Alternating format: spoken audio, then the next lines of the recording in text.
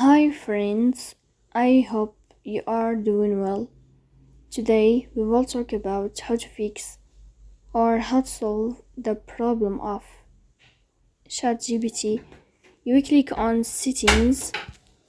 Here in this page you will click on settings. You will go to apps, default apps, app settings. You will search about ChatGPT and you will enter. In this page of app info, you will click on first stop and you will click OK. You will go here to storage. You will click on clear cache. You will go to Play Store and you will update your app. So please don't forget to support us by like and subscribe. See you next time.